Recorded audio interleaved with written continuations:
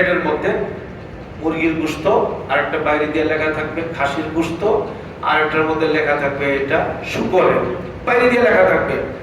তোমার মন চাইলে শুকরেরটা খাও, মন চাইলে মুরগিটা খাও, নাকি কোথাও ভাই? কিন্তু বাইরে দিয়ে কি লেখা কি থাকতে হবে? লেখা থাকতে হবে, বলেন না কি থাকতে হবে?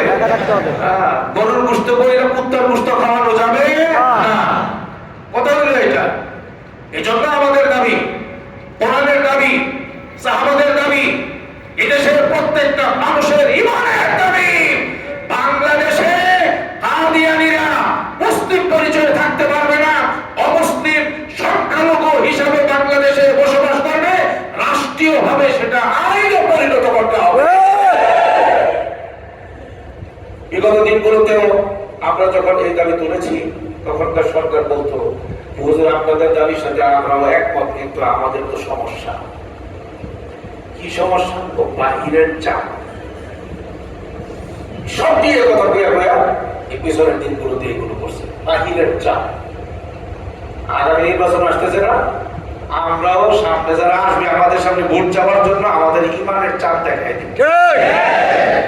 কাদিয়ানীদেরকে রাষ্ট্রীয়ভাবে ঘোষণা দিবা, এটা যদি দলীয় সিদ্ধান্ত হয় এবং কাদিয়ানীরা কাফের এটা যদি তোমার আকীদা হয়, মুসলমান ভোট দেবে, না হয় পিছনের সরকারের সাথে বাংলাদেশের মুসলমানের ব্যবহার যা হয়েছিল, কাদিয়ানীদের দূষণ যারা হবে তাদের সাথেও বাংলাদেশের মুসলমানের ব্যবহার তাই হবে।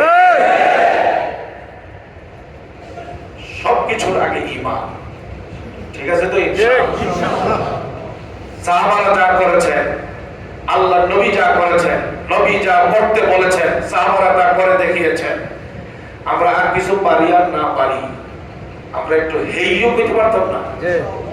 আর বলেন না, রাস্তার মধ্যে একটু আল্লাহরে দেখাইতে পারতাম না যে আল্লাহ কিছু পারতেছি না, অন্তত একটা স্লোগান দিতেছি, কাদিয়ানীরা বলেন না, কাদিয়ানীরা, কাদিয়ানীরা নবীর পরে নবী নাই, সংসদে আইন চায়, নবীর পরে নবী নাই, কাদিয়ানী কাফের, তাদের দালাল যারা তারাও, তাদের দূষর যারা তারাও, এই ব্যাপারে সন্দেহ করবে যারা তারাও।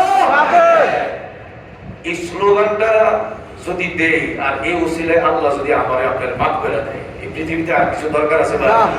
এটার জন্য আগামী 15ই নভেম্বর, কালকে শনিবার, এরপরের শনিবারে আমাদের নবী প্রেমিকদের আশা করি মহাসমুদ্র তৈরি হবে ইনশাআল্লাহ, ঐতিহাসিক সোহরাওয়ার্দী উদ্যানে সকাল 9টায় শনিবারে। যার যত ব্যস্ততাই থাকো, ওই দিন আমাদের মূল ব্যস্ততা হবে ওই ইমানি আন্দোলনে। সেখানে ইমানদার ভাইদের যে মিলন মেলা, সেখানে আমরা সবাই শরীক হবো ইনশাআল্লাহ। যাবো ইনশাআল্লাহ ভাই, একজন দুইজন না, একজনে 100 জনের সঙ্গে করে নিয়ে যাবো ইনশাআল্লাহ।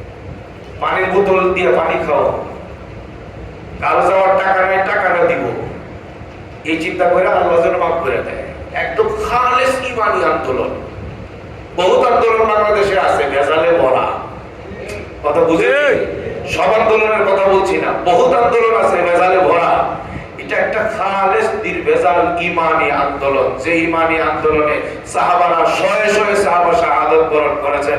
আমাদেরও যদি ওই রকম সুযোগ আসে এই ইমানি আন্দোলনে শহীদ হওয়ার, এই জন্য আমরা সবাই তৈরি আছি ইনশাআল্লাহ।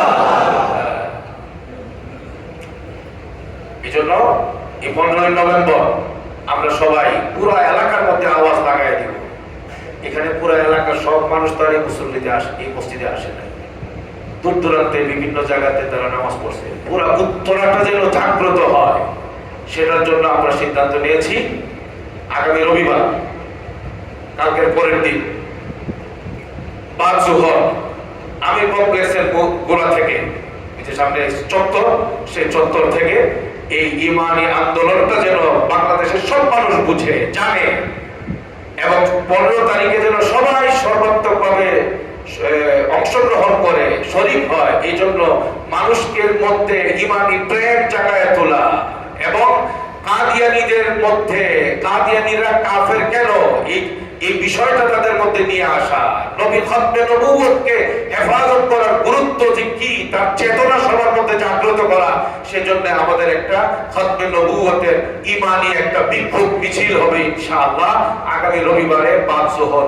আসবেন নি ইনশাআল্লাহ? আমরা সবাই থাকবো ইনশাআল্লাহ। আসবেন ইনশাআল্লাহ? কারা কারা আসবেন হাতে হাত দেখি দেখতে চাই। আসবেন ইনশাআল্লাহ? আগামী রবিবারে বাদ জোহর আমির কমপ্লেক্সের ওখান থেকে ইনশাআল্লাহ আমাদের মিছিল শুরু হবে। অল্প সময়ের মিছিলের দ্বারাই আপনাদের সবার জন্য অনেক কষ্ট না হয়, পরবর্তী কার্যক্রমের প্রস্তুতি যেন ভালো করে নিতে পারি, সেই জন্য এই মিছিলটা হইল 15 তারিখের সফলতার জন্য। আর সর্বোপরি মূল কথা একটাই, আল্লাহ নবীকে যেন অন্তত কিয়ামতের ময়দানে পাশে পাই, নবীর পবিত্র হাতে কাউসারের পানি যেন পান করতে পারি। নবী যেন মনে না করে খালি মুখে মুখে বলছিলা, আসলে পাট পারি করছো দুনিয়াতে। এই বাটপার যেন না বলে সক্কান সক্কান দূর হও দূর হও, এই ধরনের কথা যেন শুনে আমাদেরকে বিতাড়িত হয়ে যেতে না হয়। নবীকে যেন কাছে পাই, নবীর মায়ায়, নবীর পবিত্র হাতে কাউসারের পানি যেন পান করি। যে কাউসারের পানির ব্যাপারে নবী বলেছেন, আমার কাউসারের পানি যে পান করবে 50,000 বৎসর যদি কিয়ামতের মাঠে দাঁড়ায় থাকা লাগে, জান্নাতে যাওয়া পর্যন্ত তার গলায় পানির পিপাসা লাগবে না। সেই নবীর জন্য, ঠিক আছে তো ইনশাআল্লাহ? সেই নবীর জন্য কুরবান করব ইনশাআল্লাহ নিজেকে।